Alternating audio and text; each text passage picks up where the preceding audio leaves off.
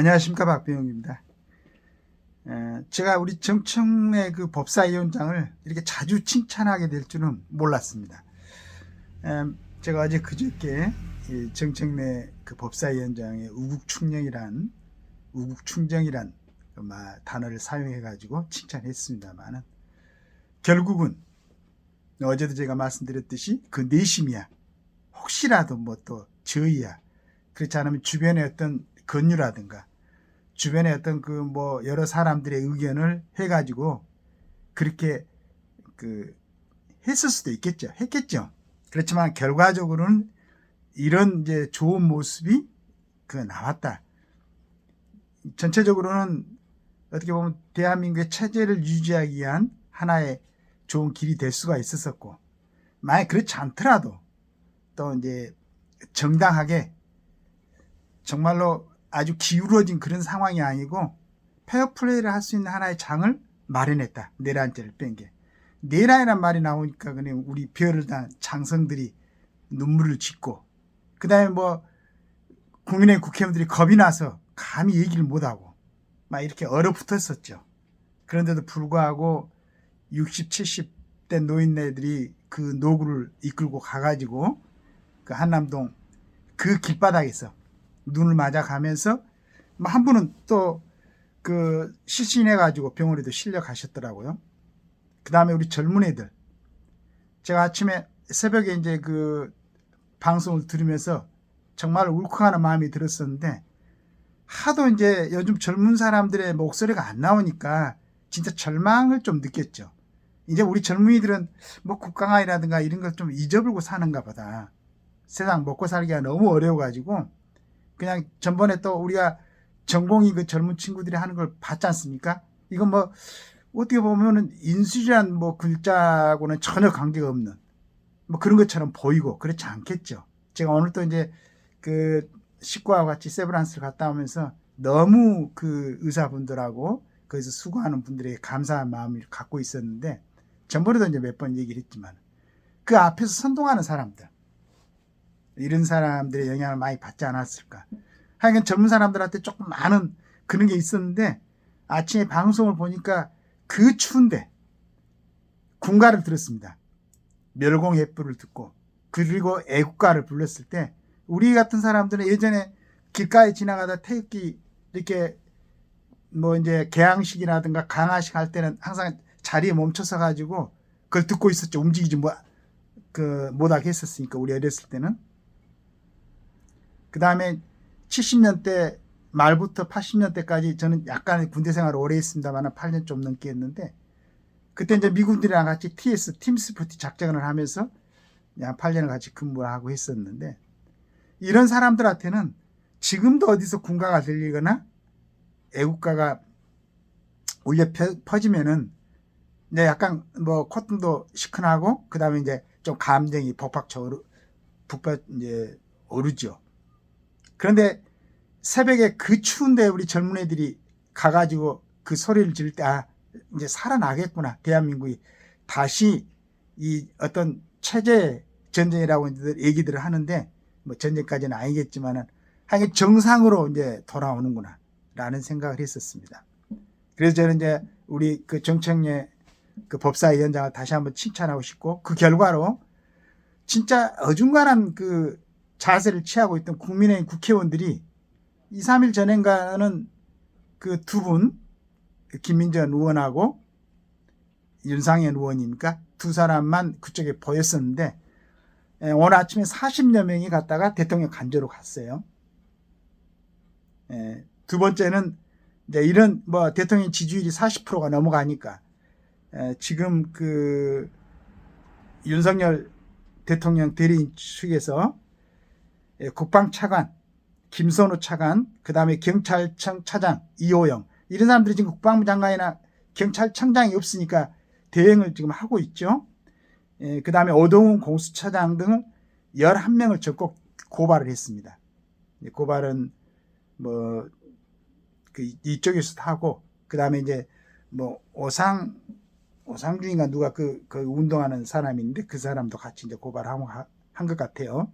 그 다음에 이제 공수처에서 본인들이 그 영장 집행을 더 이상 못 하겠다. 우리는 그냥 이제 국수본 경찰 쪽으로 넘기겠다. 그러니까 그 이성윤하고 박균택이라는 민주당 의원들이 공수처를 쫓아갔어요. 정문 앞에서 들어가지는 못했습니다. 공수처의 정문 앞을 그 막아버렸죠.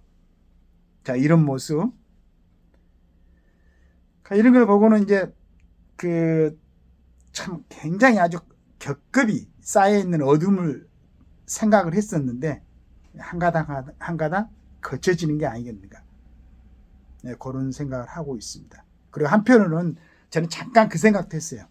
우리 윤석열 대통령이 젊은이들의 저 군가를 듣고 애국가를 들고 있을 때 과연 어떤 생각을 했었을까. 물론 이제 그 여러 가지 뭐 처음에 저 노동계 어떤 정리부터 해가지고 애교라든가 국방, 그 다음에 본인이 제1호 영업사회로 해가지고 여러 가지 성과를 거뒀었죠. 그런데 그 중에서도 그 와중에서도 어떻게 저걸 갖다가 좀 제자리로 돌려놓는 그러한 일을 갖다 저렇게 뒤로 미루고 있는가. 아주 국민들 정말로 답답하게 생각하고 있었죠. 국민들은. 그 다음에 정치판에 있는 사람들 중에서 너무 모호한 태도. 그러니까 지금도 이제 이번에 어떤 사람이 국민의힘을 구성하고 있는 그 비대위 구성을 보니까 비대위 위원장, 그 다음에 지금 원내대표, 그 다음에 지금 이제 비대위원들 구성을 보니까 전부 뭐 친중파, 그 다음에 친한파, 이렇게 구성이 됐더라고요. 물론 이제 지금 대통령은 뭐 비대위 구성하는 데는 전혀 관여할 수 있는 그런 위치에 있지는 않죠.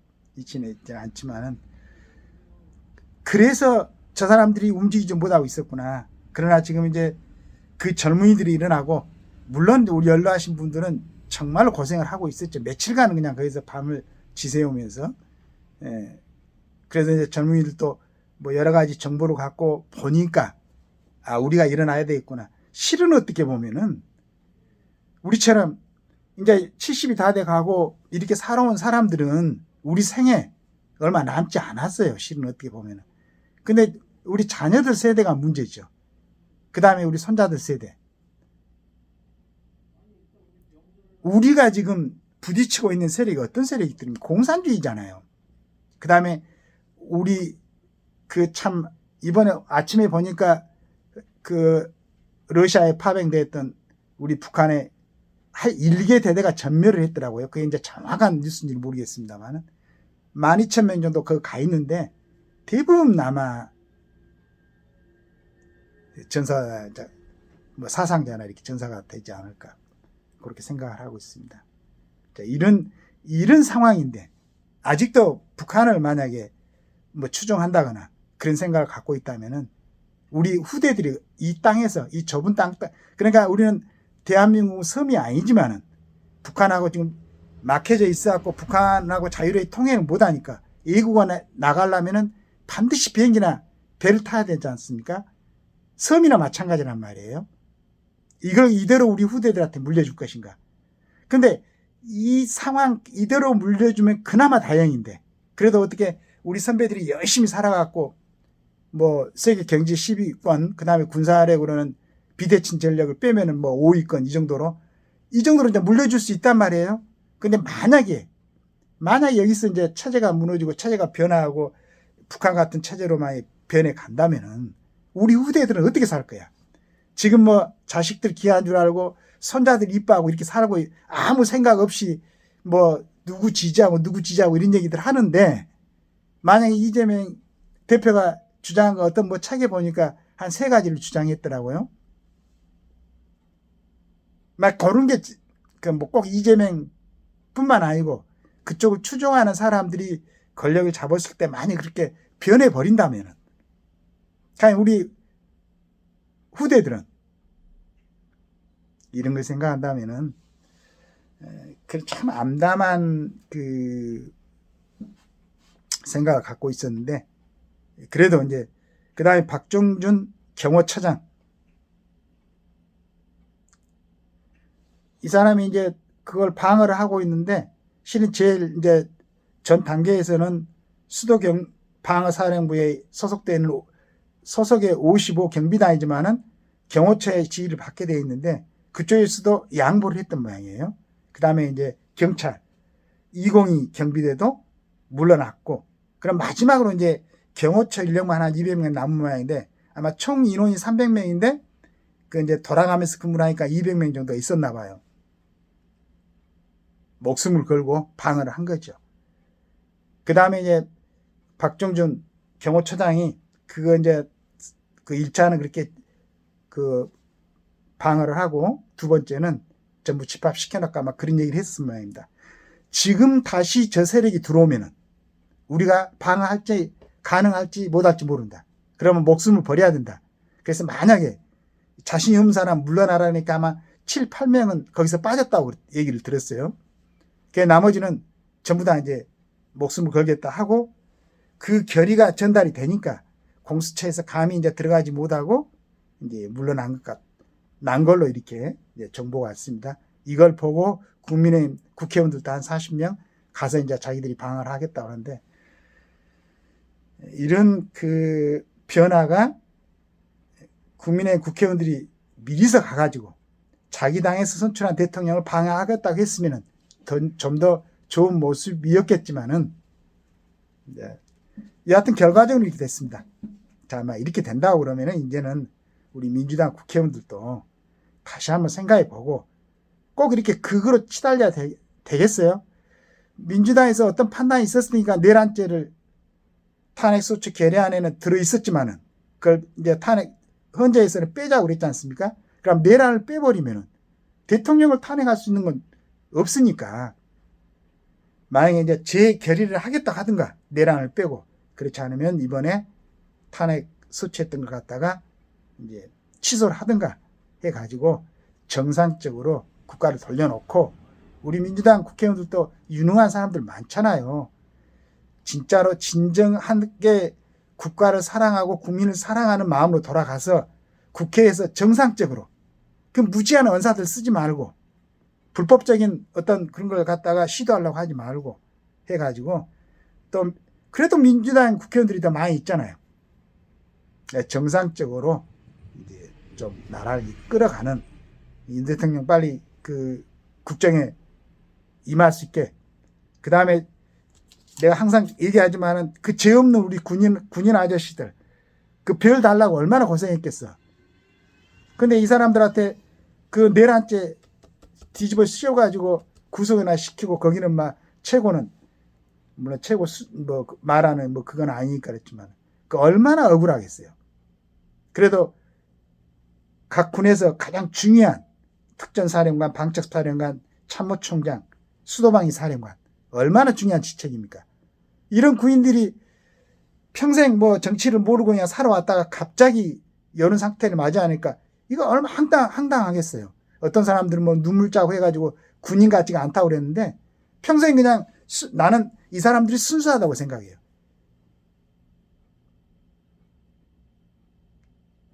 그래서 이제 제가 그 비상계엄 끝나고 빨리 대통령이나 국방부 장관 김영현 장관은 모든 건 내가 책임지겠다, 빨리 이게 발표를 해라.